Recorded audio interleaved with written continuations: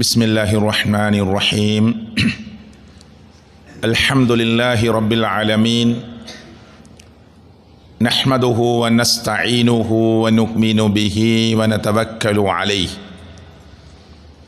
വനഊദു ബില്ലാഹി മിൻ ശുറൂരി അൻഫുസിനാ വമിൻ സയ്യിആതി അഅ്മാലിനാ. അല്ലാഹുമ്മ സ്വല്ലി അലാ മുഹമ്മദിൻ വഅലാ ആലി മുഹമ്മദ് كما صليت على إبراهيم وعلى آل إبراهيم إنك حميد مجيد.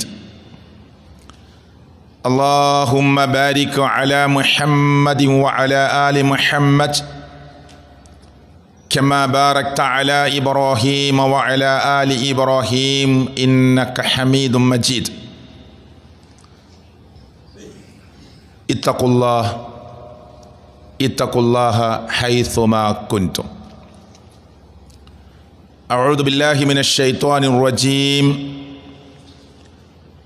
يا أيها الذين آمنوا اتقوا الله حق تقاته ولا تموتن إلا وأنتم مسلمون. أعوذ بالله من الشيطان الرجيم.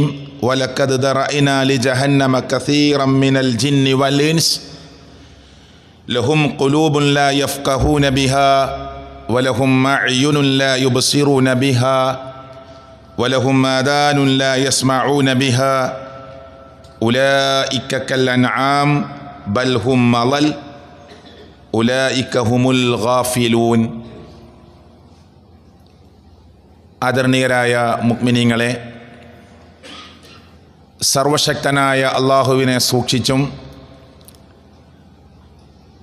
കഴിവിൻ്റെ പരമാവധി അവൻ്റെ നിയമനിർദ്ദേശങ്ങളെ പാലിച്ചും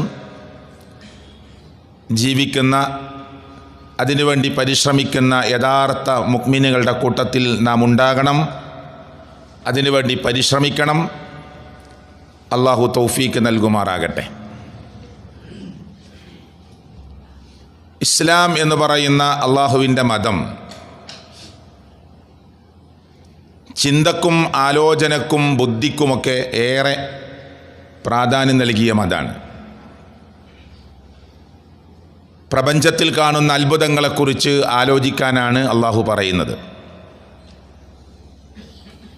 ഓരോ ഉദാഹരണങ്ങളിലേക്കും കടന്ന കുറേ സമയം അതിന് വേണം. മലകളെക്കുറിച്ച് ചിന്തിക്കാൻ പറഞ്ഞിട്ടുണ്ട്. നമുക്കൊക്കെ അറിയുന്ന ആയത്താണ്. അഫലാ യൻളുറൂന ഇലൽ ഇബിലി കൈഫ ഖുലിഖത് വഇലൽ ജിബാലി കൈഫ നുസിബത് വഇലൽ അർളി കൈഫ സുതിഹത്. പർവ്വതങ്ങൾ എങ്ങനെയാണ് നാട്ടപ്പെട്ടിരിക്കുന്നത്. പർവ്വതങ്ങളുണ്ട്, കുന്നുകളുണ്ട്, മലകളുണ്ട്. നമ്മളതിനെ കണ്ട് അങ്ങനെ പോയാൽ പോരാ. എങ്ങനെയാണിത് ഈ ഭൂമിയിൽ സ്ഥാപിച്ചിട്ടുള്ളത് എന്നതിനെക്കുറിച്ച് ഒരു മുസ്ലിം, ഒരു മുഅ്മിൻ ചിന്തിക്കണം. ഒട്ടകം അതൊരു അത്ഭുത ജീവിയാണ് എന്ന് പറഞ്ഞ് അവസാനിപ്പിക്കലല്ല. ആ ഒട്ടകത്തെ എങ്ങനെയാണ് അല്ലാഹു തആല സംവിധാനിച്ചത്, സൃഷ്ടിച്ചത്? അതിൻ്റെ പൂഞ്ഞക്കുള്ള പ്രത്യേകത എന്താണ്? അതിൻ്റെ ശരീരത്തിൽ വെള്ളം ശേഖരിച്ചു വെക്കാനുള്ള കഴിവിനെക്കുറിച്ച് ജന്തുലോക ശാസ്ത്ര വിദഗ്ധന്മാർ അത്ഭുതത്തോടുകൂടി പറയുന്നത് എന്തൊക്കെയാണ്? അത് കൂടുതലും സഞ്ചരിക്കുന്നത് മരുഭൂമിയിലായതുകൊണ്ട് അതിൻ്റെ കാല് നിലത്തുനിന്ന് ഉയരുമ്പോൾ കൂടുകയും നിലത്തേക്ക് വെക്കുമ്പോൾ പരക്കുകയും ചെയ്യുന്ന അത്ഭുതത്തെക്കുറിച്ച് ചിന്തിക്കണം. കാലിങ്ങനെ പൊന്തിക്കുമ്പോൾ അത് കൂടും, മണലിലേക്ക് വെക്കുമ്പോൾ പരക്കും. അതെന്തിനാ? അത് മണലിലാണ് നടക്കാനുള്ളത്. ആ ഷാർപ്പുണ്ടെങ്കിൽ അത് നടക്കാൻ പ്രയാസപ്പെടും കൂർത്തു നിന്നാൽ. അതിൻ്റെ സാധാരണ മൃഗങ്ങളെക്കാൾ അതിൻ്റെ കണ്ണിന് ചില പ്രത്യേകതയുണ്ട്. മണൽക്കാറ്റുകൾ എപ്പോഴും അടിക്കാൻ സാധ്യതയുള്ള ഒരു പ്രദേശത്തു കൂടിയാണ് ഇതിൻ്റെ യാത്ര. അതിൻ്റെ കൺപോളൊക്കെ പ്രത്യേകതയുണ്ട്. ഭൂമി ഉരുണ്ടതാണ് എന്ന് ശാസ്ത്രലോകം പറയുന്നു, നമ്മളും വിശ്വസിക്കുന്നു, എല്ലാ കാര്യങ്ങളും അത് പഠിപ്പിക്കുന്നു. പക്ഷെ നമുക്ക് വാഹനം ഓടിക്കാൻ, നമുക്ക് സഞ്ചരിക്കാൻ പറ്റിയ ഒരു മൈതാനം പോലെ അല്ലാഹു തആല ഈ ഭൂമിയെ വിധാനിച്ചു തന്നു. അപ്പോൾ പർവ്വതത്തെക്കുറിച്ച് ആലോചിക്കുമ്പോൾ, ഭൂമിയെക്കുറിച്ച് ചിന്തിക്കുമ്പോൾ, ഒട്ടകത്തെക്കുറിച്ച് ആലോചിക്കുമ്പോൾ അതിലൊക്കെ ബുദ്ധിയുള്ള ആളുകൾക്ക് ദൃഷ്ടാന്തമുണ്ട് എന്ന് പറയാനാണ് അല്ലാഹു തആല അത് സൂചിപ്പിച്ചത്. ഞാൻ അങ്ങോട്ട് പോകുന്നില്ല. ഇപ്പൊ ചിന്തിക്കണമെന്ന് പറയുന്ന ഒരു മതമാണ് അള്ളാന്റെ മതം. എന്നാ ചിന്തിക്കാൻ പറ്റാത്ത സ്ഥലമുണ്ട്. ളുഹൂർ 4 നമ്മൾ കുറേ ആലോചിച്ചിട്ട് എന്താ കാര്യം? സുബഹി 2 എന്താ അങ്ങനെ 2 ആക്കിയത്? അതിനെക്കുറിച്ച് പിന്നെ ഗവേഷണമില്ല. ഞാൻ പറയുന്നത് ക്ലിയറായിട്ട് നമുക്ക് മനസ്സിലാവണം. വളരെ പതുക്കെയാണ് സംസാരിക്കുന്നത്. ളുഹൂർ 4, അസർ 4, മഗ്രിബ് 3, ഇശാ വീണ്ടും 4, സുബഹി 2. ഇതിനെക്കുറിച്ച് എന്താ ചിന്തിക്കാനുള്ളത്? അതൊരു ഇബാദത്താണ്. അത് അല്ലാഹു തആല അങ്ങനെ ചെയ്യണം എന്നാ പറഞ്ഞത്. അതിൽ പിന്നെ കുറേ ബുദ്ധിയും കുറേ ചിന്തയൊന്നുമില്ല. ഞാൻ അങ്ങനെ എത്ര ആലോചിച്ചിട്ട് എനിക്കൊരു പിടുത്തം കിട്ടണില്ല. മഗ്രിബ് എല്ലാവർക്കും പണിയൊക്കെ കഴിഞ്ഞ് ഫ്രീ ആയിട്ട് വരുന്ന സമയം അപ്പം 3 ആക്കി, ഇശായിന് വീണ്ടും 4 ആക്കി എന്ന് ചേകന്നൂർ ചിന്തിച്ച പോലെ ചിന്തിച്ചാൽ അവസാനം പറയും 3 വക്ത് മതി, ഞാൻ അതിലും കുറച്ച് മതി. ആലോചന വെറുതെ പോവുകയാണ്. അത് ചിന്തിക്കാൻ അല്ലാഹു തആല നമുക്ക് അവകാശം തന്നിട്ടില്ല. ഹജ്ജിന്റെ മനാസിക്കുകൾ, കർമ്മങ്ങൾ, അതിലെന്താ ബുദ്ധി?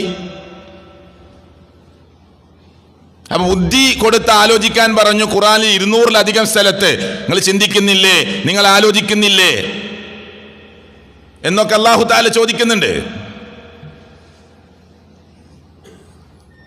അപ്പൊ ജംറയിൽ എന്തിനാ കല്ലെറിയുന്നത്? പിശാചിനെ എറിഞ്ഞതാണ്. നമ്മളോട് അതിനെ സ്മരിച്ചുകൊണ്ട് എറിയാൻ പറഞ്ഞു.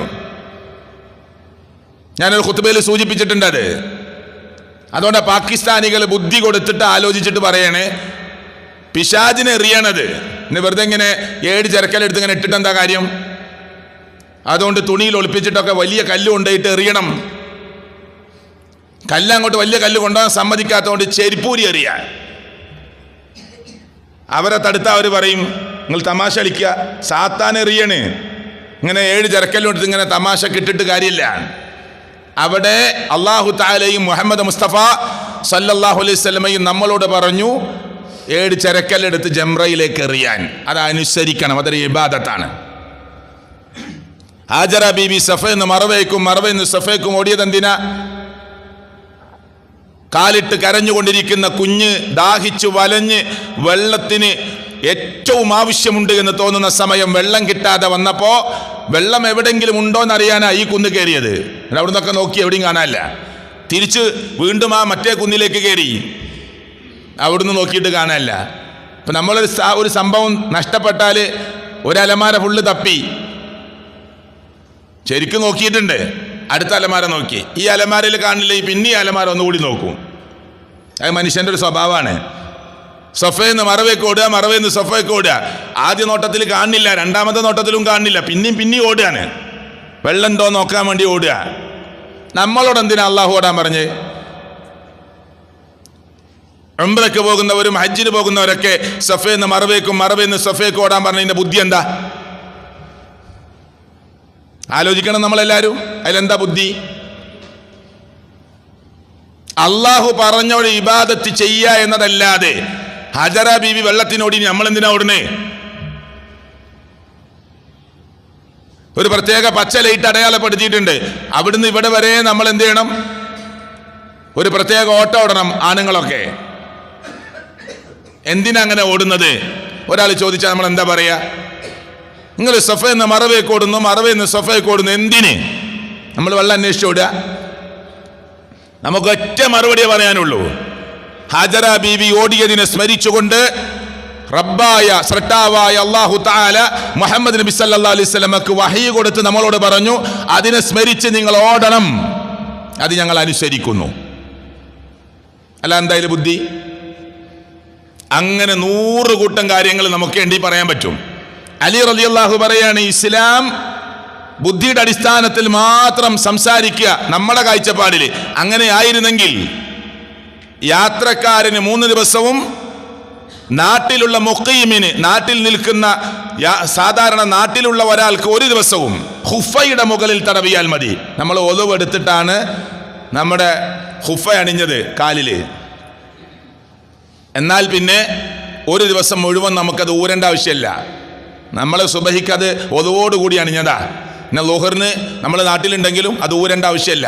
സാധാരണ ഒലെടുക്കുന്ന പോലെ ഒലെടുത്ത് ആ ഹുഫയുടെ മേലെ ഒന്ന് തടവിയാൽ മതി. ഹുഫയുടെ മേലെ. എന്നിട്ട് അലി റളിയല്ലാഹു പറയാണ്, സാധാരണ പൊടിയൊക്കെ ഉണ്ടാകാൻ സാധ്യത എവിടെയാണ്? അടിയിലാണ്. അതാണ് ഇപ്പോൾ നിലത്ത് ചവിട്ടുന്ന ഭാഗം. പക്ഷെ നബി സല്ലല്ലാഹു അലൈഹി വസല്ലമ തടവാൻ പറഞ്ഞതോ മേലെയാണ്. അപ്പോൾ ബുദ്ധിക്കടിസ്ഥാനത്തിൽ നമ്മൾ ചിന്തിക്കുകയാണെങ്കിൽ തടവാൻ പറയേണ്ടത് അടിഭാഗത്തായിരുന്നു. പക്ഷെ അള്ളാഹുവിന്റെ റസൂൽ സല്ലല്ലാഹു അലൈഹി വസല്ലം പറഞ്ഞത്, നിങ്ങൾ മുഖീമാണെങ്കിൽ, നാട്ടിലുള്ള ഒരാളാണെങ്കിൽ നിങ്ങൾ ഒരു ദിവസം നിങ്ങൾക്ക് ആ 5 നേരത്തെ നമസ്കാരത്തിന് അതിൻ്റെ മേലെ തടവിയാൽ മതി. യാത്രക്കാരന് 3 ദിവസം വരെ ഉപയോഗിക്കാം. അതിൻ്റെ മുകളിൽ തടവാനാണ് പറഞ്ഞത്. കണ്ടോ? ഇതൊക്കെ സഹാബികൾ അന്നത്തെ കാലത്ത് തന്നെ ചർച്ച ചെയ്തതാണ്. അപ്പൊ ഇസ്ലാം എന്ന് പറയുന്ന റബ്ബിന്റെ മതം, അള്ളാഹുവിന്റെ മതം, പ്രിയപ്പെട്ടവരെ, നന്നായി ചിന്തിക്കാൻ ആവശ്യപ്പെട്ട മതമാണ്. ഒരുപാട് ചിന്തകന്മാർ അള്ളാഹുവിന്റെ ഈ മതം ഉൾക്കൊണ്ടവരിൽ നിന്ന് ഉണ്ടായിട്ടുണ്ട്. ഗവേഷകന്മാരുണ്ടായിട്ടുണ്ട്, തത്വചിന്തകന്മാരുണ്ടായിട്ടുണ്ട്, സയന്റിസ്റ്റുകൾ ഉണ്ടായിട്ടുണ്ട്, ഇനിയും ഉണ്ടാവണം. അതിലൊന്നും തർക്കമില്ല. പക്ഷെ ദീനിന്റെ കാര്യത്തിൽ നമുക്ക് ഒരു ചിന്ത നടത്തി പുതിയ കണ്ടെത്തലുകൾ നടത്താൻ പറ്റില്ല. നമ്മുടെ ഇടക്കരയിൽ കരുനച്ചിയിൽ എങ്ങനെയാണോ നിസ്കാരം, അങ്ങനെ തന്നെ അമേരിക്കയിലും. ഇവിടെ 5 വക്താണ്, അവിടെ 5 വക്താണ്. ഇവിടെ സുബൈക്ക് 2 റക്അത്താണ് പ്രത്യേക സുന്നത്ത്, അവിടെയും അങ്ങനെ തന്നെയാണ്. പിന്നെ ഇസ്ലാമിന്റെ പേരിൽ കുറെ ആളുകൾ പലതും കാട്ടിക്കൂട്ടുന്നുണ്ടല്ലോ, അത് പ്രമാണത്തിൽ നിന്ന് പോയത് കൊണ്ടാണ്.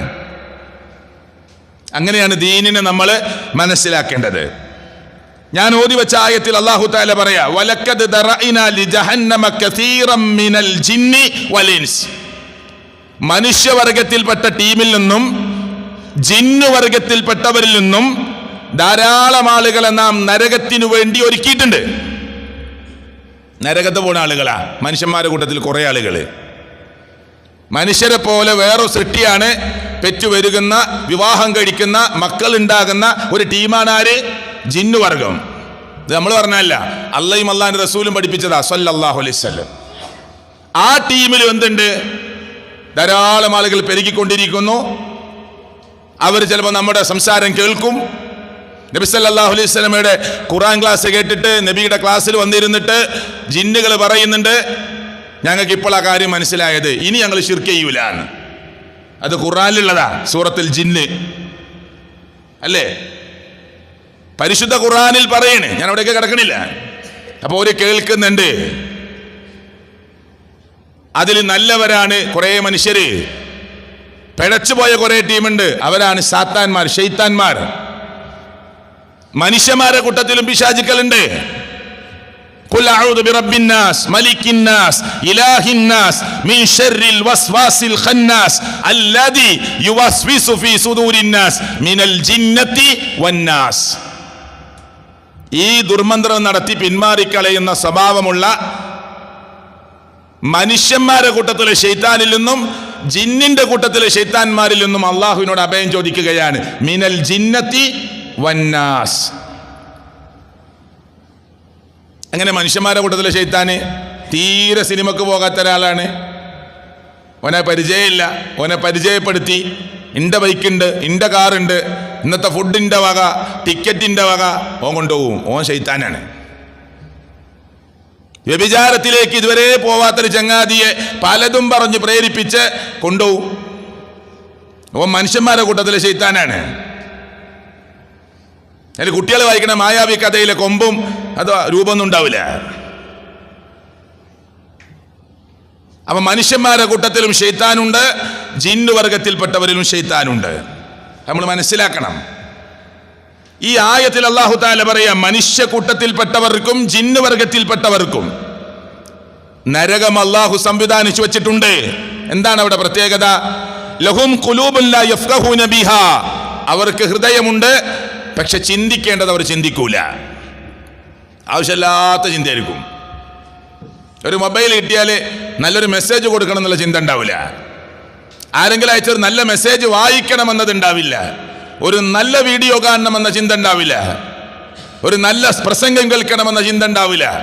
മൊബൈൽ കിട്ടി ഒറ്റക്കായി ഉടനെ പൈശാചികമായ ചിന്തയാണ്. പലതിലേക്കും കാട് കയറാം. നല്ല ചിന്തിക്കാൻ പറ്റണില്ല. അല്ലാഹു തആല തുടർന്ന് പറയാണ്, വലഹും അയ്യുനുൻ. അവർക്ക് കണ്ണുകളുണ്ട്, ലാ യുബ്സിറൂന ബിഹാ. കാണേണ്ടത് അവർ കാണുകയില്ല. വലഹും ആദാനുൻ, അവർക്ക് ചെവികളുണ്ട്. ലാ യസ്മഊന ബിഹാ, കേൾക്കേണ്ടത് കേൾക്കുകയില്ല. ഉലൈക കൽ അൻആം, അവർ കന്നുകാലികളെ പോലെയാണ്. ബൽ ഹും അളൽ, നാക്കാലികളെക്കാൾ മോശാണ്.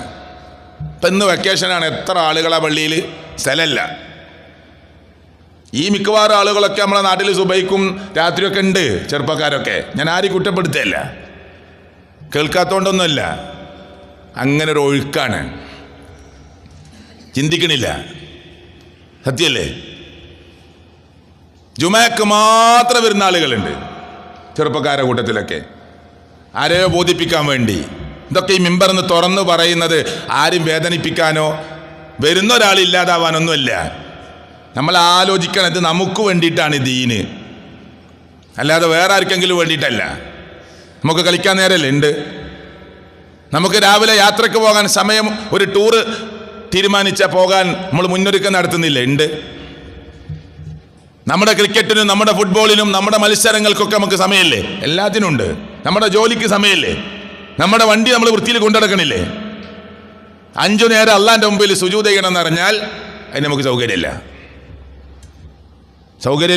ഒരു കല്യാണത്തിൻ്റെ തലേ ദിവസം, അതിൻ്റെ തലേ ദിവസം എല്ലാ ചെറുപ്പക്കാരും ആക്റ്റീവാണ്. ആവണം, നമ്മളൊക്കെ സഹായിച്ചു കൊടുക്കണം. എന്തെങ്കിലും ഒരു പദ്ധതി നമ്മുടെ നാട്ടിലുണ്ടാകുമ്പോൾ എല്ലാവരും കൂടിക്കൊടുക്കുന്നു, ഒക്കെ ഉണ്ടാവണം. ആ ഒരു ആവേശം അള്ളാന്റെ ദീനിനോടുണ്ടോ? കേൾക്കാത്തോണ്ടാ? കരുണച്ചിയുടെ മിമ്പറിൽ നിന്ന് നിസ്കാരത്തിന്റെ പ്രാധാന്യം കേൾക്കാത്തത് കൊണ്ടാണോ? അല്ല, അതാ ചിന്ത പോണില്ല. ബാക്കി എല്ലാത്തിനും ആലോചനയാണ്. നന്നായിട്ട് പഠിക്കാൻ കഴിവുള്ള കുട്ടികളുണ്ട് നമ്മളെ യൂണിറ്റിൽ, നമ്മുടെ ഈ മഹലിൽ ഒക്കെ ഉണ്ട്.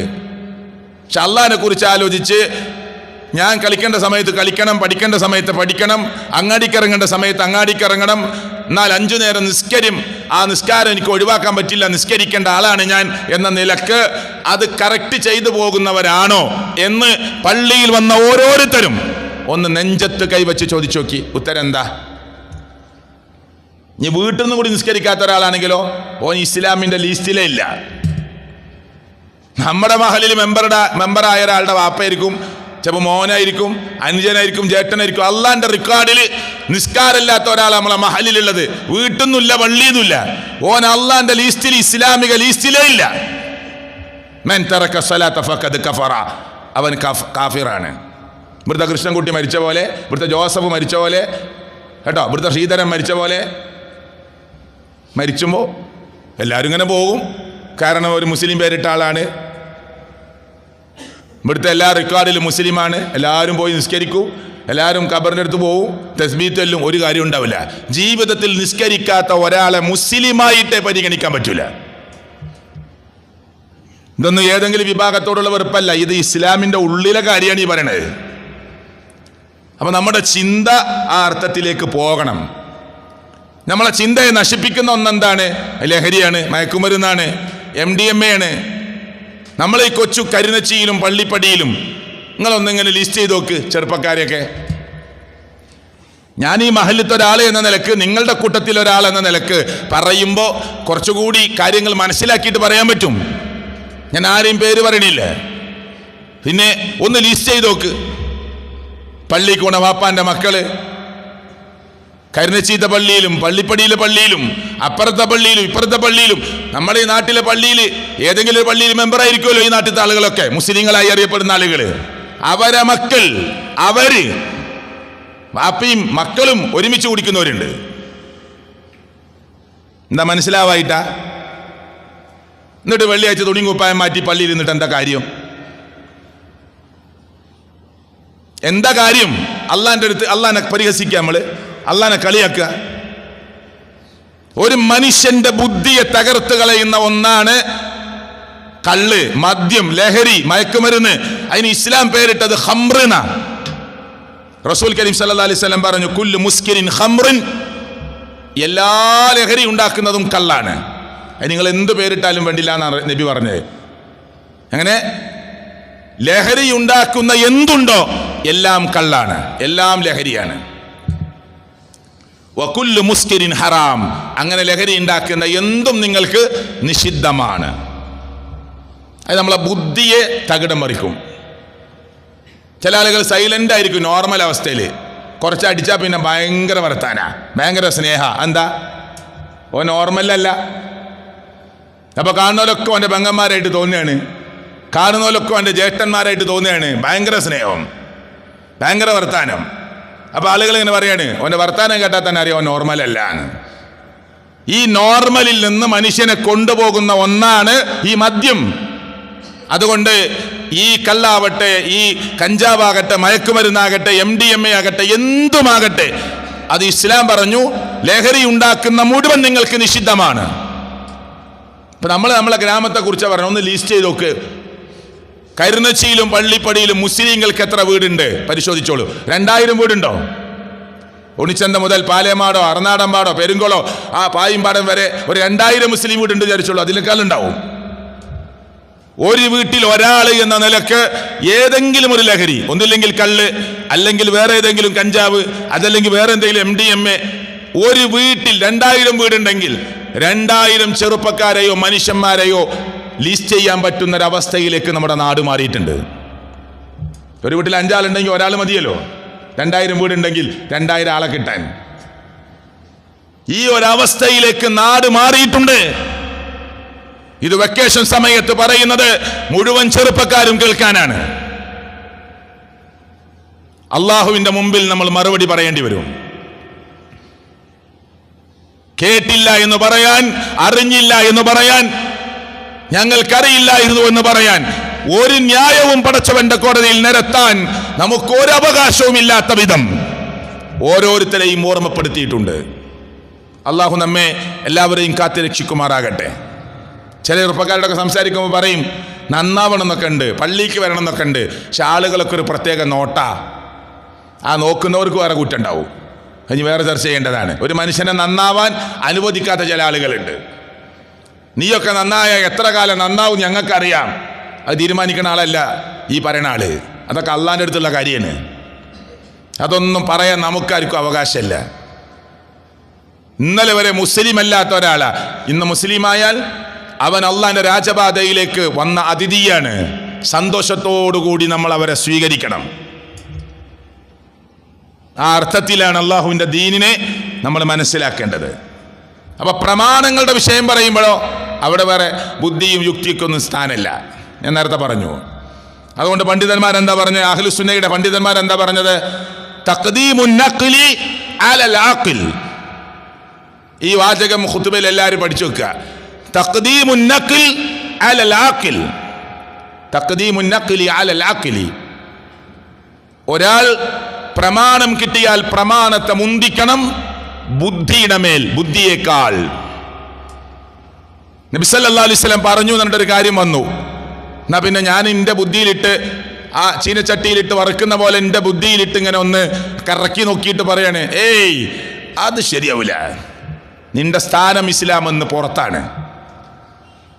അല്ലാഹു തആല മുഹമ്മദ് റസൂൽ കരീം സല്ലല്ലാഹു അലൈഹി വസല്ലമയിലൂടെ ഒരു കാര്യം പഠിപ്പിച്ചാൽ, അത് സ്വഹീഹാണെന്ന് തെളിഞ്ഞാൽ, ഹദീസ് റെഡിയാണെന്ന് മനസ്സിലായാൽ, അവിടെ പിന്നെ നമുക്ക് അഭിപ്രായം പറയാൻ അവസരമില്ല. ഒറ്റ രാത്രി കൊണ്ട് ഇസ്രാ മേറാജ് നടത്തി ആര്? മുഹമ്മദ് മുസ്തഫ സല്ലല്ലാഹു അലൈഹി വസല്ലം. അബൂബക്കർ സിദ്ദീഖ് റളിയല്ലാഹു ഈ കാര്യം പറയുമ്പോൾ സദസ്സിലില്ല, പുറത്തുനിന്നാ കേട്ടത്. നബി സല്ലല്ലാഹു അലൈഹി വസല്ലം അങ്ങനെ പറഞ്ഞു ചോദിച്ചു. ആ പറഞ്ഞു, എന്നാ ഞാൻ വിശ്വസിച്ചു. അള്ളാന്റെ റസൂൽ കളവ് പറയില്ല സല്ലല്ലാഹു അലൈഹി വസല്ലം. അള്ളാന്റെ റസൂൽ കളവ് പറയില്ല.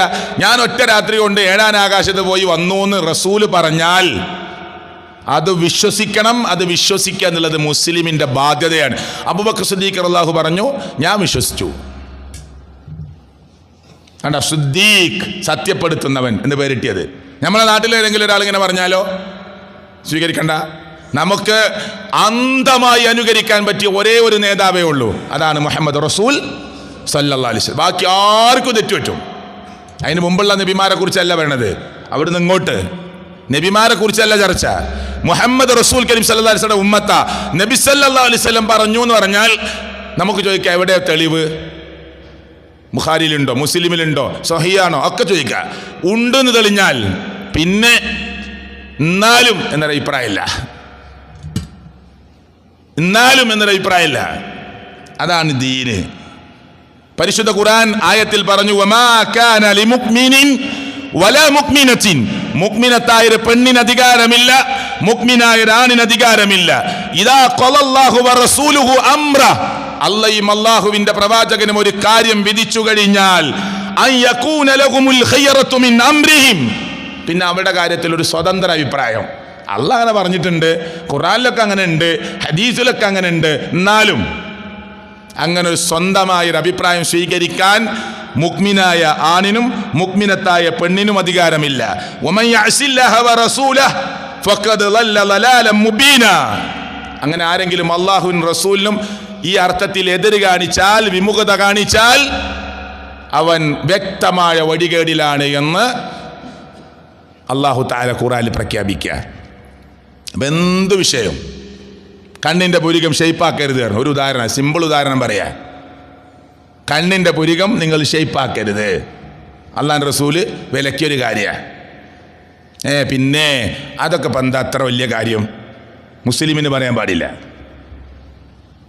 പുരികത്തുനിന്ന് ഒരു രോമം മാത്രം ഇങ്ങനെ വളർന്നിട്ടുണ്ട്, അത് വെട്ട. പുരികം ഷെയ്പ്പാക്കുക, സ്ത്രീകളൊക്കെ കൊണ്ടുപോയി ബ്യൂട്ടി പാർലറിൽ പോയിട്ട് ഇങ്ങനെ ഒരു ലൈനാക്കുക. കണ്ണിൻ്റെ പുരികം പാടില്ല എന്ന് അള്ളാഹുവിൻ്റെ പ്രവാചകൻ സല്ലല്ലാഹു അലൈഹി വസല്ലം പറഞ്ഞു. എന്നാൽ പിന്നെ നമ്മൾ പിന്നേന്നൊരു അഭിപ്രായം നമ്മൾ പറയാൻ പാടില്ല. പാടില്ല എന്നാൽ പാടില്ല. ആൺകുട്ടി ചെറുതാകട്ടെ വലുതാകട്ടെ സ്വർണ്ണം ഉപയോഗിക്കരുത് അള്ളാഹുവിൻ്റെ റസൂല് പറഞ്ഞതാ. അതിപ്പോൾ എല്ലാവരും 40 അന്ന് കാണാൻ വരികയാണ്, ഓലൊക്കെ കെട്ടിക്കോട്ടെ, അപ്പം അയച്ചൊക്ക പറ്റില്ല, പാടില്ല എന്ന് തന്നെ പറയണം. അവിടെയാണ് സ്റ്റേൺ ആവാറുണ്ട്. അവിടെ അങ്ങനെ ഒരു അഴിഞ്ഞ നിലപാട്, എന്നിട്ട് ഞാനും മുജാഹിദാറി, അത് പറ്റൂല, അത് പാടില്ല, അള്ളാഹുവിൻ്റെ റസൂൽ വിലക്കിയതാണ്, അതുകൊണ്ട് അത് പറ്റൂല എന്ന് പറയണം. അങ്ങനെ എന്തൊക്കെ ഉണ്ടോ ആ കാര്യങ്ങളൊക്കെ. എന്താ അങ്ങനെ? അത് അള്ളാഹുവിൻ്റെ റസൂൽ സല്ലല്ലാഹു അലൈഹി വസല്ലം ചില കാര്യങ്ങൾ സ്ട്രോങ് ആയിട്ട് പറഞ്ഞിട്ടുണ്ട്. അതാണ് നമ്മൾ കഴിഞ്ഞ 2 ഖുതുബകളിലൂടെ പറഞ്ഞത്. ഗൗരവമായി ചിന്തിക്കേണ്ട ചില കാര്യങ്ങൾ അള്ളാഹുവിൻ്റെ റസൂൽ സല്ലല്ലാഹു അലൈഹി വസല്ലം പഠിപ്പിച്ച കാര്യങ്ങളാണ്. അപ്പോൾ ആ കാര്യങ്ങൾ അങ്ങനെ തന്നെ എടുക്കാൻ നമുക്ക് സാധിക്കണം. നബി സല്ലല്ലാഹു അലൈഹി വസല്ലം പറഞ്ഞു, നമുക്ക് ഉറപ്പുവരുത്താം. ഇപ്പൊ ഇമാം ഷാഫി റഹ്മത്തുള്ളാഹി അലൈഹി പറയാണ്, റുവീതു അൻ റസൂലില്ലാഹി സല്ലല്ലാഹു അലൈഹി വസല്ലം ഹദീസൻ സ്വഹീഹ. മഹാനായ ഇമാം ഷാഫി റഹ്മത്തുള്ളാഹി അലൈഹി പറയാണ്, നബി സല്ലല്ലാഹു അലൈഹി വസല്ലമയിൽ നിന്ന് ഒരു സ്വഹീഹായ ഹദീസ് റിപ്പോർട്ട് ചെയ്യപ്പെട്ടു വന്നു. വലം ആഖുദ് ബിഹി, എന്നിട്ട് ആ സ്വഹീഹായ ഹദീസ് ഞാൻ എടുത്തില്ല.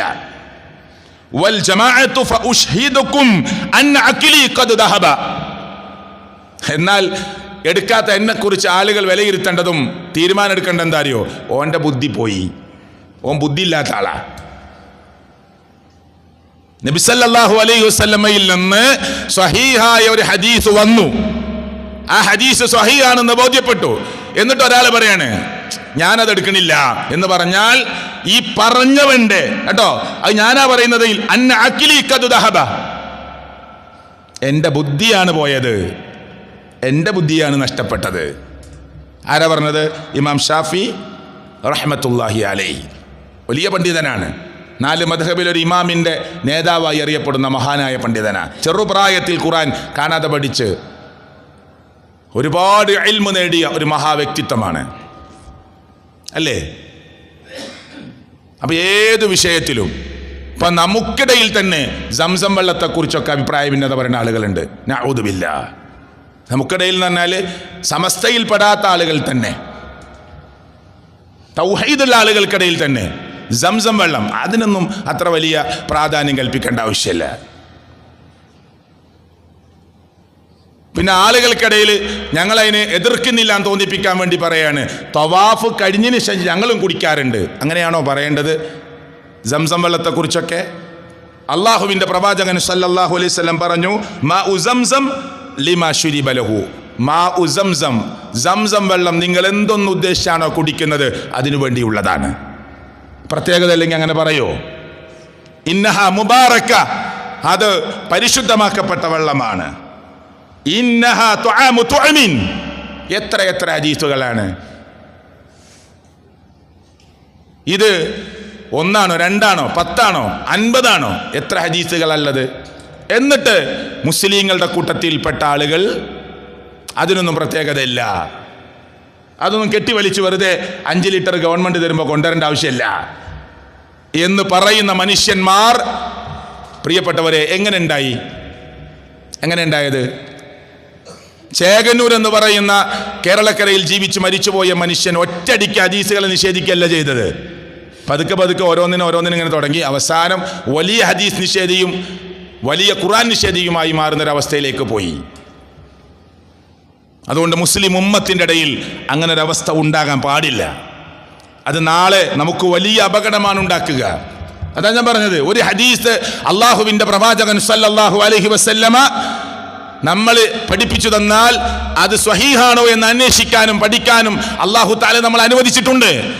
അത് സ്വഹീഹാണെന്ന് കണ്ടാൽ പിന്നെ നമുക്കൊരു അഭിപ്രായം നമ്മുടെ ഇഷ്ടപ്രകാരം പറയാൻ പാടില്ല. ഇപ്പൊ ഒരു ഹദീസിൽ കാണാം, അൽ ഐനു ഹഖ്ഖുൻ ഇന്നൽ ഐന ഹഖ്ഖുൻ, കണ്ണേറ് സത്യമാണ്. എന്താ മുസ്ലിങ്ങളുടെ നിലപാട്? കണ്ണേറുണ്ട് എന്നാണ്. ആർക്ക് വലിക്കും നമുക്കറിയില്ല. നമ്മൾ വിചാരിക്കുന്നവർക്കൊക്കെ വലിക്കോ ഇല്ല നമുക്കറിയില്ല. അതൊക്കെ അള്ളാഹിന്റെ അടുത്തുള്ള കാര്യമാണ്.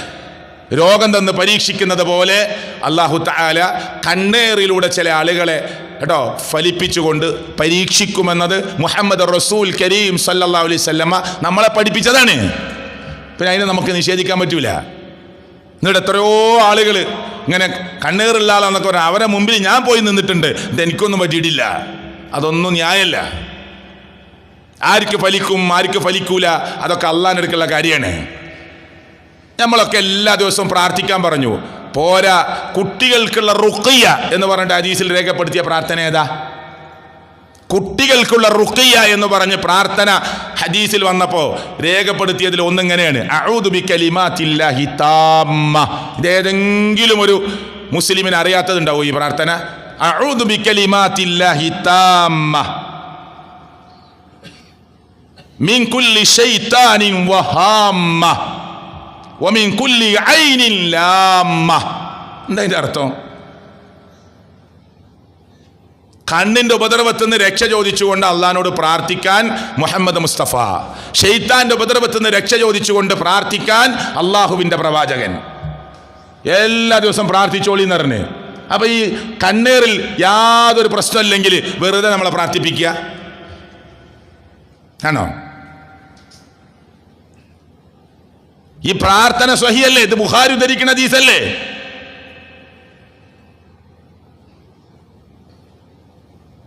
അഊദു ബികലിമാത്തില്ലാഹി താമ മിൻ കുല്ലി ശൈത്താനിൻ വഹാമ്മ വമിൻ കുല്ലി ഐനിൻ ലാമ്മ. ഈ പ്രാർത്ഥന അറിയാത്ത മദ്രസ പഠിപ്പിക്കണില്ലേ? ഇതെന്തിനാ പഠിപ്പിക്കണേ കുട്ടികളെ? അത് കണ്ണ് സത്യമാണെന്നാ പറഞ്ഞത് എന്ന്. അപ്പൊ മൂക്കും സത്യല്ലേ? അൽ ഐനു ഹഖ്ഖുൻ, അൽ ഐനു ഹഖ്ഖുൻ, കണ്ണ് സത്യമാണ് ആണ്. അപ്പൊ മൂക്കും സത്യമാണ്, ചെവിയും സത്യമാണ്. പിന്നെ എന്തിനാ കണ്ണിനെ മാത്രം എടുത്തു പറയണത്? കണ്ണിന് ചില പ്രശ്നമുണ്ട്. അത് അള്ളാഹു നിശ്ചയിച്ചതാണ് ചില ആളുകളെ പരീക്ഷിക്കാൻ. അതാണ് ഹദീസിൽ വന്നത്. അതിനോണ്ടാണ് അതിന് പ്രാർത്ഥന പഠിപ്പിച്ചത്. ഖബർ ശിക്ഷ ഇല്ല എന്ന് പറയുന്ന ആളുകളുണ്ട്. നഊദു ബില്ലാഹ്. എന്ത് ഖബർ ശിക്ഷ? ചില ആളുകൾ വ്യാഖ്യാനിച്ച് പറഞ്ഞു, നമ്മൾ സ്വപ്നം കാണുന്ന പോലെയാണ്. നമ്മളിങ്ങനെ ഉപദ്രവിക്കാൻ വരുന്ന സ്വപ്നം കാണും, എന്തോ വീടിൻ്റെ മേലേക്ക് മറിയുന്നത് സ്വപ്നം കാണും. അപ്പോൾ നമ്മളിങ്ങനെ സ്വപ്നത്തിൽ കിടന്ന് പ്രയാസപ്പെടും, പെട്ടെന്ന് നമ്മൾ ഉണരും, സത്യമല്ല നമുക്ക് മനസ്സിലാവും. അതുപോലെയാണ് ഖബർ ശിക്ഷ. ഇതൊക്കെ നമ്മൾ പറയാൻ പാടുണ്ടോ? അള്ളാഹുവിൻ്റെ റസൂൽ സല്ലല്ലാഹു അലൈഹി വസല്ലം എന്തു പറഞ്ഞു? നടന്നു പോകുമ്പോൾ ഈ ഖബറിൽ ആരാ കടുത്ത ശിക്ഷ കിട്ടുന്നുണ്ട്? ആരാണ് ഈ ഖബറിൽ? സഹാബികളോട് ചോദിക്കുക. ഇത്ര ക്ലിയറായി വന്നിട്ട് ഈ ഖബറിൽ ആരാ നിങ്ങൾക്കറിയോ എന്ന് നബി സല്ലല്ലാഹു അലൈഹി വസല്ലം സഹാബികളോട് ചോദിക്കുക. ചില ആളുകളോട് അറിയില്ല, ചില ആളുകൾ പറഞ്ഞു ഇന്ന ആളാണ്.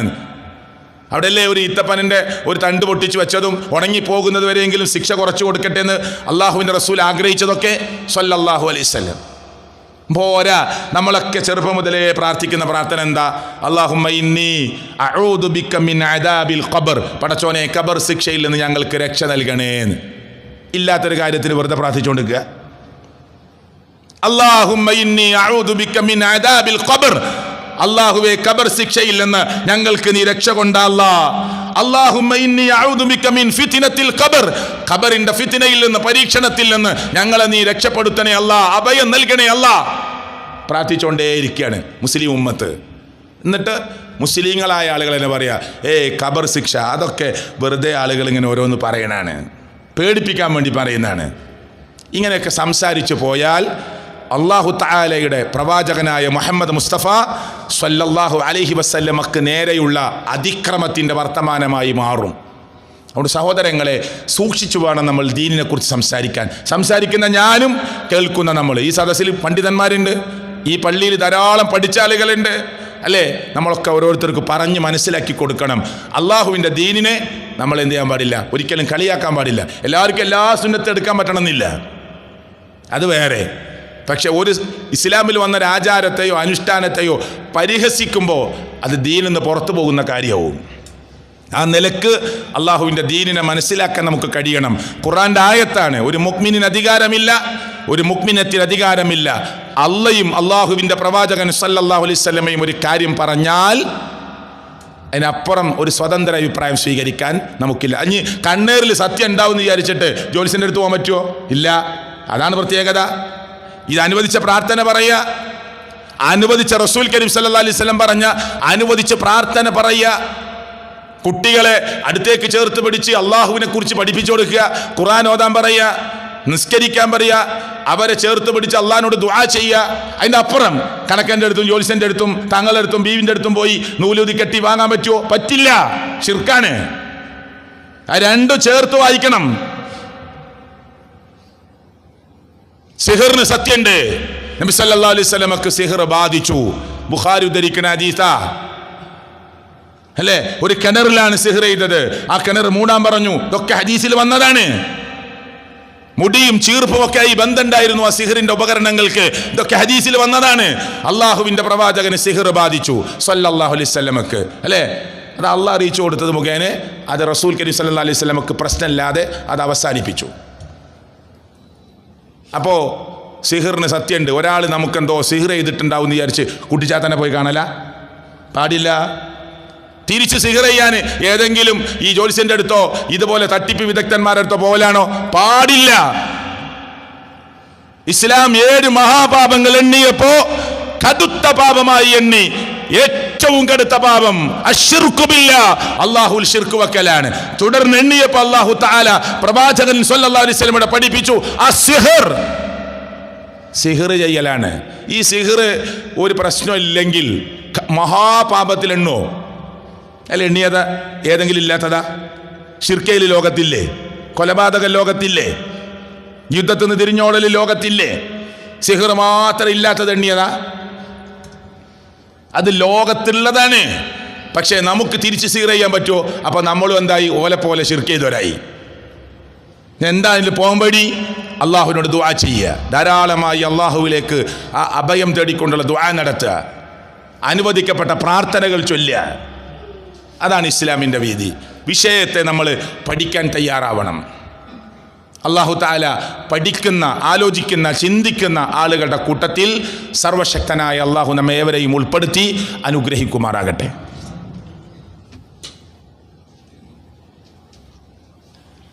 അൽഹംദുലില്ലാഹ് വസ്സലാത്തു വസ്സലാമു അലാ റസൂലില്ലാഹി വഅലാ ആലിഹി വസഹ്ബിഹി അജ്മഈൻ. ഇത്തഖുല്ലാഹ്, അല്ലാഹുവിനെ സൂക്ഷിച്ച് ജീവിക്കണേ എന്ന് ഞാൻ എന്നോടും നിങ്ങളോടും ഒരിക്കൽ കൂടി ഓർമ്മപ്പെടുത്തുകയാണ്. മനുഷ്യരെന്ന നിലക്ക് പോരായ്മകളും പിഴവുകളും അബദ്ധങ്ങളും നമുക്കൊക്കെ ഉണ്ട്. അല്ലാഹു തആല അവൻ്റെ റഹ്മത്ത് കൊണ്ട്, അപാരമായ കാരുണ്യം കൊണ്ട് അല്ലാഹു നമുക്ക് പുറത്ത് മാപ്പ് നൽകി നമ്മെ അനുഗ്രഹിക്കുമാറാകട്ടെ. മുസ്ലിമായി മുഅ്മിനായി ജീവിക്കാൻ സർവശക്തനായ അല്ലാഹു നമുക്കെല്ലാവർക്കും തൗഫീക്ക് നൽകുമാറാകട്ടെ. പ്രാർത്ഥന അത് അല്ലാഹുവിലേക്ക് മാത്രം, ഇബാദത്ത് അല്ലാഹുവിലേക്ക് മാത്രം. പ്രാർത്ഥനയുടെ ഒരംശം അല്ലാഹുവിലേക്കല്ലാതെ ഒന്നിലേക്കുമില്ല. അല്ലാഹുവിനോട് മാത്രം ചോദിക്കേണ്ട ഒരു ചോദ്യം മനുഷ്യനോട് ചോദിച്ചാലും ശിർക്കാണ്. വിശദീകരിച്ച് പറയല്ല, 2 വാചകം പറയാനാണ്. എങ്ങനെ? ഹയ്യായ, ഖാദിറായ, ഹാദിറായ. എന്താ ഹയ്യ്? ജീവിച്ചിരിക്കണം. എന്താ ഖാദിർ? കഴിവുണ്ടാകണം. എന്താ ഹാദിർ? സ്ഥലത്തുണ്ടാകണം. അപ്പോൾ എൻ്റെ മുമ്പിൽ ഒരാളുണ്ട്, ഞാൻ റോഡിൽ ഇരിക്കുക, അയാൾ ജീവിച്ചിരിക്കുന്ന ആളാണ്, എൻ്റെ മുമ്പിലുണ്ട്, അയാൾക്ക് കഴിവുണ്ട്. ഞാൻ അയാളോട് പറഞ്ഞു ഒരു 50 ഉറുപ്യ കൊണ്ടാന്ന്. അത് അനുവദിക്കപ്പെട്ട നമ്മൾ തമ്മിലുള്ള ഇടപാടുകളാണ്. അത് ജിന്നിനോടാണെങ്കിലോ ജിന്ന് ഹയ്യാണ്, ജിന്ന് ഖാദിറാണ്, ജിന്ന് ഹാദിറാണെന്ന് വിചാരിച്ചോളി. നമുക്കറിയില്ല, നമ്മൾ കാണാത്ത സൃഷ്ടിയാ ഉണ്ടെന്ന്. ആ കുറേ പണ്ഡിതന്മാരെ ചർച്ചയ്ക്ക് വന്നിട്ടുണ്ട്. എന്താ സലഫികൾ പറഞ്ഞത്? അള്ളാഹിനോട് മാത്രം ചോദിക്കേണ്ട ചോദ്യമല്ല, അത് ശിർക്ക് ആരോട് ചോദിച്ചാലും. എന്നാൽ ഇവിടെ ഒരു ജിന്നുണ്ട്, ഹാദിറാണ്, ഖാദിറാണ്, ഹയ്യാണ് എന്ന് അയാൾക്ക് തോന്നുകയാണ്. എന്തോ ഒരു ഒച്ച കേൾക്കുന്നുണ്ട്, എന്തൊക്കെ തോന്നുന്നുണ്ട്. ചോദിക്കരുത്. ഉണ്ടോ? എന്താ പറഞ്ഞേ? ചോദിക്കരുത്. മനുഷ്യനോടാണെങ്കിലോ നിങ്ങൾക്ക് ചോദിക്കാം, ഇവരോടോ ചോദിക്കരുത്. ഒരു ഇടപാടും നടത്തരുത്. അള്ളാഹിനോട് ചോദിക്കേണ്ടത് മാത്രമായ ചോദ്യം ചോദിച്ചാൽ ആരോട് ചോദിച്ചാലും ശിർക്ക്. ഇനി സാധാരണ മനുഷ്യനോട് ചോദിച്ച പോലെ ഒരു സഹായം, എന്തോ ഒച്ചയും വിളിയൊക്കെ കേട്ട് നമുക്കൊന്ന് തോന്നി എന്ന് ചോദിച്ചാലോ ചോദിക്കരുത്. എന്താ അങ്ങനെ ചോദിച്ചാൽ ശിർക്കാവോ? നമ്മൾ അള്ളാഹിനോട് പ്രാർത്ഥിക്കുമല്ലോ, പ്രാർത്ഥിച്ചിട്ടൊന്നുമില്ലല്ലോ. ചോദിക്കരുത്. വസീലത്തുനില ശിർക്ക്. ഇങ്ങനെ നിങ്ങൾ വല്ല ചോദ്യങ്ങളും തുടങ്ങിയാൽ നിങ്ങളെ ശിർക്കിലെത്തിക്കും. അതുകൊണ്ട് ഒരു ചോദ്യവും പാടില്ല. ആണോ? എത്ര ക്ലിയറാ. ഒന്നും ചോദിക്കരുത്, ഒരു ഇടപാടും നടത്തരുത്. എന്താ മുൻഗാമികളായ പണ്ഡിതന്മാർ പറഞ്ഞെന്ന്? അത് മനസ്സിലാക്കാതെയാണ് ആളുകൾ പറയുന്നത്. കണ്ടോ, ജിന്നിനോട് പ്രാർത്ഥിക്കുകയാണ്. സുഹൃത്തുക്കളെ, ഇത് ഖുത്ബയിൽ പറയണ എന്താ അറിയോ? തെറ്റിദ്ധാരണകൾ മാറാനാണ്. ഇതൊരു അങ്ങാടിയിൽ ചിലപ്പോൾ വെച്ചാൽ എല്ലാവരും കേൾക്കണമെന്നില്ല, അതുകൊണ്ട് അത് പറഞ്ഞു തരുന്നത്. ഒരു ഇടപാടും പാടില്ല എന്നാണ് പറയണത്. മനുഷ്യരെ പോലെ വേറെ സൃഷ്ടിയാണ് ജിന്ന്. അള്ളാഹു ഇവിടെ വെച്ചതാണ്. ഖുർആന്റെ ആയത്തിൽ പറഞ്ഞില്ലേ, മനുഷ്യരെയും ജിന്നുകളെയും നരകത്തിന് വേണ്ടി മനുഷ്യന്മാരെ കൂട്ടത്തിൽ നിന്ന് കുറേ ആളുകളെ സൃഷ്ടിച്ചിട്ടുണ്ട്, ജിന്നുകളുണ്ട്. നിങ്ങൾ ഒരു ഇടപാടും അവരോട് ചോദിക്കരുത്. അപ്പം പിന്നെ എന്താ ശിർക്ക് എന്നാണ് പറഞ്ഞുകൂടെ എന്നാ ചോദിക്കുക. അള്ളാഹിനോട് മാത്രം ചോദിക്കേണ്ട ഒരു ചോദ്യം മനുഷ്യനോട് ചോദിച്ചാലും ജിന്നിനോട് ചോദിച്ചാലും മലക്കിനോട് ചോദിച്ചാലും ആരോട് ചോദിച്ചാലും ശിർക്കാണ്. 100% ശിർക്കാണ്. ഒരു തർക്കമേയില്ല, ഒരു തർക്കമേയില്ല. എന്നാൽ ചിലപ്പോൾ മനുഷ്യൻ ചില മനുഷ്യൻ ഉപദ്രവങ്ങൾ വരുത്തും. ഇപ്പോൾ ഒരു ഖുത്ബയിൽ നിങ്ങൾ കേട്ടില്ലേ, ജിന്നുകൾ ശൈത്താൻ മനുഷ്യന് അസ്വസ്ഥത മാത്രമേ ഉണ്ടാക്കുള്ളൂ, മനുഷ്യ ശരീരത്തിൽ ഉപദ്രവം വരുത്തുകയോ പ്രവേശിക്കുകയോ ചെയ്യുകയില്ല എന്ന് പ്രസംഗിച്ചില്ലേ. ഉടനെ പണ്ഡിത സഭ ജമിയത്തുൽ ഉലമ വിളിച്ചിട്ട് തിരുത്തി കൊടുത്തു. അങ്ങനെ പറയരുത് കേട്ടോ, ജിന്ന് ശരീരത്തിൽ ഉപദ്രവം വരുത്തും, അതുകൊണ്ട് മാറ്റി പറയും. എന്തിനാ മാറ്റി പറയിപ്പിച്ചേ? ഇല്ലെങ്കിൽ പിന്നെ മിണ്ടാന്ന പോലെ. എന്തിനാ മാറ്റി പറയിപ്പിച്ചേ? എല്ലാവരും കണ്ടില്ല വീഡിയോ. എന്തിനാണ് മാറ്റി പറയിപ്പിക്കുന്നത്? പടച്ചോനെ പേടിച്ചിട്ട്, പരലോകത്തെ ഭയപ്പെട്ടിട്ട്. അള്ളാഹുവിൻ്റെ ഖുർആനിലും തിരുസുന്നത്തിലും വന്നൊരു കാര്യത്തിനെതിരെ നമ്മൾ പറയാൻ പാടില്ല. ഈ ശിഹാബ് എന്ന ഞാൻ ഖുത്ബ പറഞ്ഞു, എൻ്റെ വാക്കിൽ മിസ്റ്റേക്ക് വന്നാൽ എന്നെ വിളിച്ച്, എന്നേക്കാൾ ഇൽമു നേടിയ ഒരു പണ്ഡിതൻ വിളിച്ചിട്ട് ആ പറഞ്ഞ ശരിയല്ലോ തിരുത്തി പറയണം. 10,000-കണക്കിന് മനുഷ്യരെ മുമ്പിൽ എഴുന്നേറ്റ് നിന്ന് കണ്ണീരോടുകൂടി മാപ്പ് പറയാൻ റെഡിയാ. ഇത് പരലോകത്തിന്റെ കാര്യമാണ്. ഇത് പരലോകത്തിന്റെ കാര്യമാണ്. ഇവിടെ ജയിക്കാനും തോൽക്കാനും ഉള്ളതല്ല. അതിനാ പറഞ്ഞു കൊടുത്തത്. അതിൻ്റെ അടുത്ത് മിസ്റ്റേക്ക് പറ്റി, വസ്വാസ് മാത്രമല്ല ഉണ്ടാക്കുക, മനുഷ്യ ശരീരത്തിൽ പ്രവേശിക്കും, ഉപദ്രവം ഉണ്ടാക്കും. അപ്പം എന്തൊക്കെ അസ്വസ്ഥതയൊക്കെ തോന്നുമ്പോൾ ഏതെങ്കിലും സംസാരമൊക്കെ നടത്തുകയാണ്. അങ്ങനെ ഒരു സംസാരം നടത്തല്ലേ. അങ്ങനെ നടത്തിയാൽ നമ്മൾ ശിർക്കിലേക്കായി പോകും. അതുകൊണ്ട് അവരുമായുള്ള ഒരു ഇടപാടും വേണ്ട. മനസ്സിലായില്ലേ? എന്നാലോ ഇങ്ങനെയൊക്കെ കാര്യങ്ങൾ ഉണ്ടെന്നുള്ള നിഷേധിക്കാനും പാടില്ല. ഇത്രേ പറഞ്ഞു കൊടുത്തിട്ടുള്ളൂ. അത് നമ്മൾ പഠിക്കണം, എല്ലാവരും പഠിക്കണം. അള്ളാൻ്റെ ദീനാണിത്. നമ്മളെ കുട്ടിക്കോ നമ്മളെ ഭാര്യക്കോ നമ്മുടെ കുടുംബത്തിലെ ഒരാൾക്കോ ഈ അർത്ഥത്തിലൊരു അസ്വസ്ഥത വരുമ്പോഴാണ് അത് ഹക്കാന്ന് മനസ്സിലാവുക. അതുകൊണ്ട് സഹോദരങ്ങളെ, ദീനായിട്ട് പഠിക്കുക, അള്ളാഹിനോട് മാത്രം ദുആ ചെയ്യുക, അള്ളാഹുവിലേക്ക് മാത്രം ഇബാദത്ത് നടത്തുക. എല്ലാ നേർച്ചകളും അള്ളാഹുവിൻ്റെ കൂലി ആഗ്രഹിച്ച് മാത്രം. ഒരു നേർച്ച റബ്ബല്ലാത്ത ഒരാളിലേക്ക് പോയ ശിർക്ക്. അള്ളാഹുവിലേക്ക് പ്രാർത്ഥിക്കുന്ന ഏതെങ്കിലും ഒരു ദുആഇൻ്റെ ഒരു വരി, ഒരക്ഷരം റബ്ബല്ലാത്ത മലക്കാവട്ടെ, ജിന്നാവട്ടെ, ഏതെങ്കിലും മഹാത്മാവട്ടെ, ശിർക്ക് ചെയ്യാൻ പാടില്ല. അള്ളാഹ് പൊറുക്കാത്ത പാപാണ്. ഇന്നല്ലാഹ ലാ യഗ്ഫിറു അൻ യുശ്റക ബിഹി വയഗ്ഫിറു മാ ദൂന ദാലിക ലിമൻ യശാ. അള്ളാഹ് പൊറുക്കാത്ത പാപം.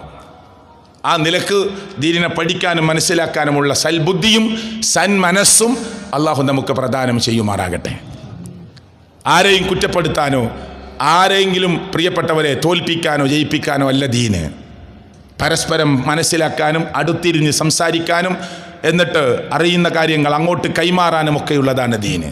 ആ അർത്ഥത്തിൽ ദീനിനെ പഠിക്കാൻ, പ്രമാണങ്ങളെ വെച്ച് പഠിക്കാൻ നമുക്ക് അല്ലാഹു തൗഫീക്ക് നൽകുമാറാകട്ടെ. മുൻഗാമികളായ നമ്മുടെ പണ്ഡിതന്മാർ എഴുതി വച്ചത്, അമാനി മൗലവിയുടെ തഫ്സീർ അടക്കമുള്ള തഫ്സീറുകളിൽ രേഖപ്പെടുത്തി വന്നത്, ഇനിയും തൻ്റെ ഇടത്തോടുകൂടി എഴുന്നേറ്റ് നിന്ന് അഭിമാനത്തോടുകൂടി ഈ ദീനിൻ്റെ പ്രബോധനം നടത്താനുള്ള സൗഭാഗ്യം അള്ളാഹു നമുക്ക് പ്രദാനം ചെയ്യുമാറാകട്ടെ. ഖുർആനിലും സുന്നത്തിലും വന്നത് അതുപോലെ ആരെയും ഭയപ്പെടാതെ കൃത്യതയോടുകൂടി സംസാരിക്കാനുള്ള തൗഫീക്ക് അള്ളാഹു നമുക്ക് പ്രദാനം ചെയ്യുമാറാകട്ടെ. അള്ളാഹുവെ, ഞങ്ങളുടെ ജീവിതത്തിൽ വാക്കിലോ പ്രവൃത്തിയിലോ അള്ളാഹു എവിടെയെങ്കിലും പിഴവ് സംഭവിച്ചിട്ടുണ്ടെങ്കിൽ നീ പുറത്ത് മാപ്പ് നൽകണേ അല്ലാഹ്. ഖുത്ബകൾ, പ്രസംഗങ്ങൾ, ക്ലാസ്സുകളൊക്കെ എടുക്കുമ്പോൾ വിചാരിക്കാത്ത വല്ല അക്ഷരങ്ങളോ സെൻറ്റൻസുകളോ പുറത്തു വരുന്നുണ്ടെങ്കിൽ തിരുത്തി വായിക്കാനുള്ള സൗഭാഗ്യം അള്ളാഹുവെ സമൂഹത്തിന് നൽകണേ അല്ലാഹ്. അള്ളാഹുവെ, ഞങ്ങളുടെ കൂട്ടത്തിൽ നിന്ന് ധാരാളം ആളുകൾ മൺമറഞ്ഞു പോയിട്ടുണ്ട്. ആ മൺമറഞ്ഞു പോയവരുടെ കബറിടങ്ങളെ നീ വിശാലമാക്കി കൊടുക്കണേ അല്ലാഹ്. അള്ളാഹുവെ, ഞങ്ങളുടെ ജീവിതത്തിൽ എവിടെ വെച്ചാണ് ഞങ്ങളുടെ മരണം എന്ന് ഞങ്ങൾക്കറിയില്ല. അള്ളാഹുവെ, സർവശക്തനായ അള്ളാഹുവെ, റബ്ബേ, ആ മരണസമയത്ത് ലാ ഇലാഹ ഇല്ലല്ലാ എന്ന കലിമത്തു തൗഹീദ് ഉച്ചരിച്ച് മരിക്കാനുള്ള ഭാഗ്യം ഞങ്ങൾക്ക് നീ പ്രദാനം ചെയ്യണേ അല്ലാഹ്. അള്ളാഹുവെ, ലോകത്തിൻ്റെ നാനാഭാഗത്ത് മുസ്ലിങ്ങളായതിൻ്റെ പേരിൽ വേദനിക്കുന്ന ധാരാളം മനുഷ്യരുണ്ട്. ആശ്വാസം കൊടുക്കണേ അല്ലാഹ്. അറുതി ഉണ്ടാക്കി കൊടുക്കണേ അല്ലാഹ്. പോംവഴി ഉണ്ടാക്കി കൊടുക്കണേ അല്ലാഹ്. അള്ളാഹുവെ, ഞങ്ങളുടെ കുടുംബ ബന്ധുമിത്രാദികളിൽ ക്യാൻസറിൽ കിടക്കുന്നവർ, അള്ളാഹുവെ, ചെയ്യാത്ത കുറ്റത്തിന് ജയിലുകളിൽ കിടക്കുന്നവർ, അള്ളാഹുവെ, നിരപരാധികളാണ് എന്ന് തെളിയിക്കാൻ പറ്റാത്ത അവസ്ഥയിൽ നിൽക്കുന്നവർ പലരുമുണ്ട്. അവർക്കൊക്കെ നീ ആശ്വാസം കൊടുക്കണേ അല്ലാഹ്. മാറാ രോഗങ്ങളിൽ നിന്ന് ഞങ്ങളെ നീ കാത്തുരക്ഷിക്കണേ അല്ലാഹ്. അള്ളാഹുവെ, വയറ് സംബന്ധമായ അതിശക്തമായ വേദന കൊണ്ട് മരിച്ചാൽ ഖബർ ശിക്ഷയ്ക്ക് വരെ ഇളവ് സംഭവിക്കുമെന്ന് പറഞ്ഞതുപോലെയുള്ള കടുത്ത വേദനിപ്പിക്കുന്ന രോഗങ്ങളിൽ നിന്ന് ഞങ്ങളെ നീ കാത്തുരക്ഷിക്കണേ അല്ലാഹ്. അള്ളാഹുവെ, ഞങ്ങളുടെ ഉപ്പമാർ, ജ്യേഷ്ഠാനിയന്മാർ, മക്കൾ പലരും ഞങ്ങളെ വിട്ടുപിരിഞ്ഞിട്ടുണ്ട്. അവരുടെ കൂടെ ഞങ്ങൾക്കും മുൻഗാമികളായ ഞങ്ങളുടെ അമ്പിയാക്കന്മാർ, ഔലിയാക്കന്മാർ, സിദ്ദീഖുകൾ, ശുഹദാക്കളായ സച്ചരിതരായ നിൻ്റെ ഇഷ്ടദാസന്മാരുടെ കൂട്ടത്തിൽ സ്വർഗത്തിൽ അവരോടൊപ്പം പ്രവേശിക്കാനുള്ള സൗഭാഗ്യം നീ പ്രദാനം ചെയ്യണേ അല്ലാഹ്. അല്ലാഹുമ്മ ഗഫിർ ലിൽ മുഅ്മിനീന വൽ മുഅ്മിനാത്ത് വൽ മുസ്ലിമീന വൽ മുസ്ലിമാത്ത്. ربنا تقبل منا إنك أنت السميع العليم. ربنا آتنا في الدنيا حسنة وفي الآخرة حسنة وقنا عذاب النار. آمين آمين برحمتك يا أرحم الراحمين.